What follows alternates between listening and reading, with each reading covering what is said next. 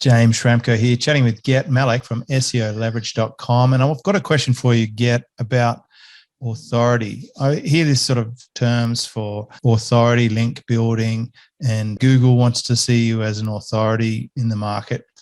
How do you know if you're an authority, and what are we looking for if we want to improve our authority?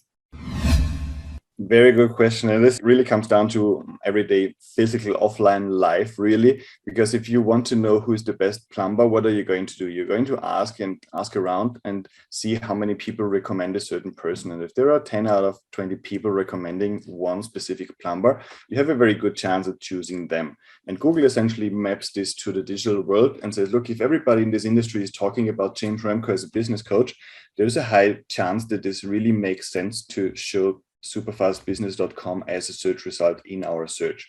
And in order to make this happen, we need links from other websites in our industry that have relevance in our industry, pointing to our site, to our article in this space, because this is how relevance is actually built, and relevance is what Google is all about. What if people don't know we exist? Like, how are we going to get links to our site? This is an outreach process that we usually handle for clients in the context of a link service, where we get in touch with people in your industry, talk about what you have to offer, talk about the kind of content you talk about or what you stand for, etc., and make an arrangement with them where they then link to your website or link to one specific article. Some articles never rank on page one if they don't have any links. There can be an obvious link gap that needs to be bridged.